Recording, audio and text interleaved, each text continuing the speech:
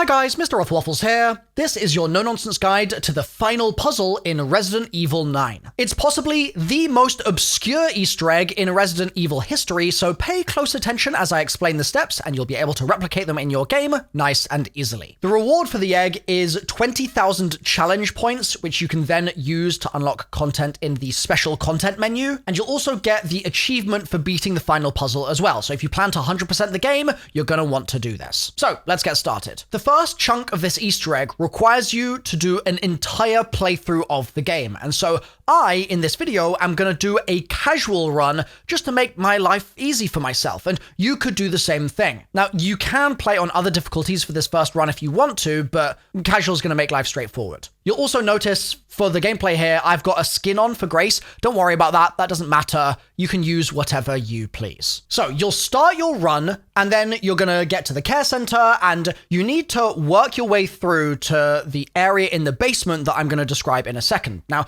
just for context, to make sure you don't miss this section, it probably takes something like an hour or two of gameplay to get there. And to make sure we don't miss anything, I'm going to rattle through a couple of the precursor steps that lead to the first sort of key Easter egg area. You may or may not already be aware, there's this puzzle box and you need to bring Emily to it, and then Emily gets kidnapped by the monster, and then Grace is going to go into the basement to save her, and you're going to start on the puzzle with the 3 batteries, and you're going to do that up to the point where you're in the room with a chain conveyor belt and the zombies are all cycling along it. Then in there, do the bit where you have to flip the lever to the left and then sort of fight your way through the zombies to get into the next room, and this is where the Easter egg truly begins. The first thing you need to do is do not interact with the wheel to drain the blood yet. Okay, this is very important. What I recommend you do first is you go to the typewriter and you save your game. Then, once you've saved, you're just going to stand there for 15 minutes. That's something you're going to need to just set a timer for.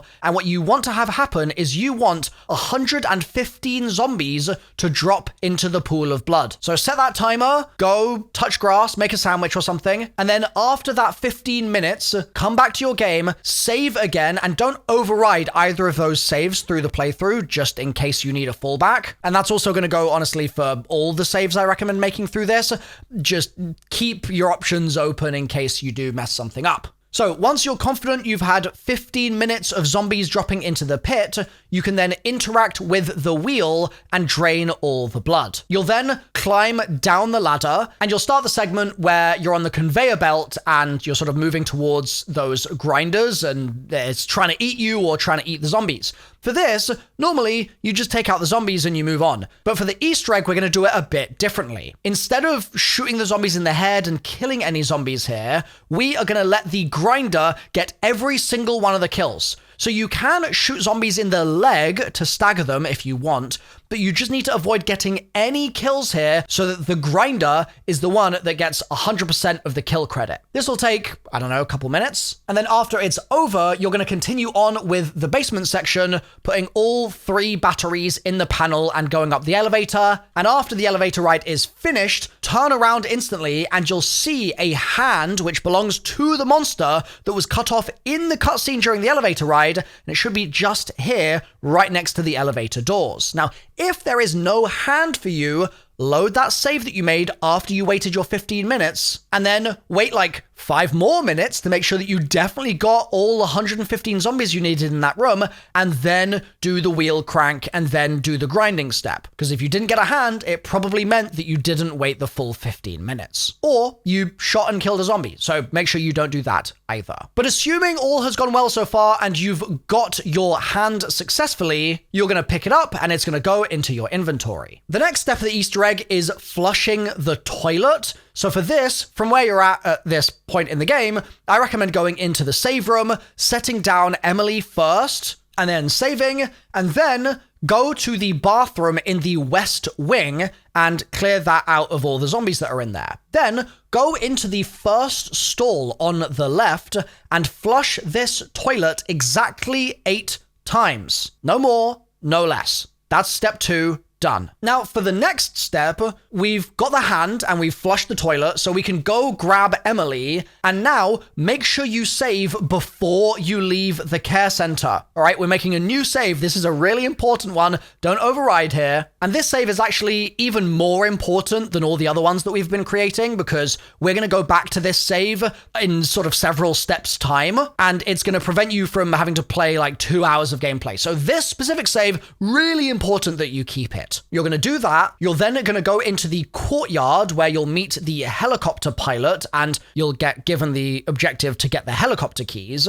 You need to go into the house that it instructs you to go to and go through the basement laboratory. And this is a short segment, and there's a cutscene here, and the basement will go into self-destruct after the cutscene. And as this is all going on, you'll hit this typewriter. This is yet another really important save. I don't want you guys messing this up, okay? So I'm giving you a lot of fallback options. So we're also going to make another new save here. And then after that typewriter, in the next room, there's this fire extinguisher looking thing, which insta-kills zombies. So you can use that to get through that room. And then in this second room, you're going to walk in, and the giant tank of blood will explode, causing blood to pool everywhere, and you're going to leave this room through a staircase. Now, at the bottom of the staircase should be a baby doll called Mary's doll. You need to pick that up and continue on. And then when you get upstairs in the house, you're going to store the doll and the severed hand in the item box. Now, if you don't find the doll at the bottom of those stairs,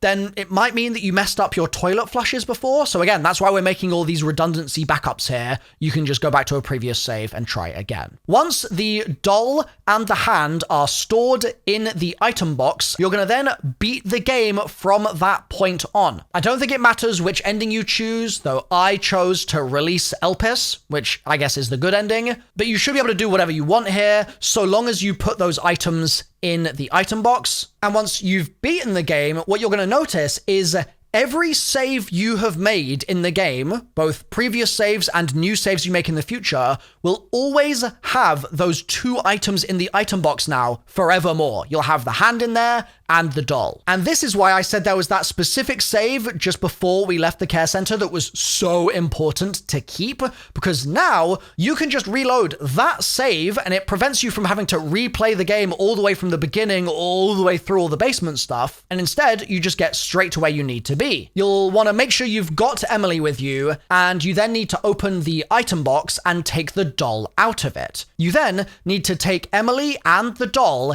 into the east wing and go up to the lead researcher's office. If you need to clear out zombies or anything along the way, you're not going to be able to do that with Emily in your arms, and that's why earlier I recommended clearing out as much of this area as possible prior, but not a problem if you just need to sort of drop her off, clear out, and then pick her up again. But once it's clear and you get to the lead researcher's office, which is on the 2nd floor, walk over to the sun puzzle box and put in this code while you have Emily in your arms. Now, if you're wondering how we got this code, it involved a crazy amount of detailed digging, and without data mining, this would probably have gone unsolved for years. But that's a story for another video. I mean, I can make a video essay on this if you want me to, explaining the drama, but for now, the code is sun, sun, star, sun, moon, star, sun, moon, sun, moon, star, moon. Yeah, that's a crazy code, right? I've put it on screen, obviously. It's in the video description as well. Now, because it's a bit of a fiddly code, there is a chance that you screw up here, right? And you accidentally enter it wrong. Don't worry if that happens. You can just exit the puzzle and interact with it again, and it will reset. But if you do it successfully, you'll get a pop-up which will say this: "Congratulations, you let the sweet pair hear the voice. Please check challenges." And you'll also hear a pretty creepy little laugh sound indicating your completion.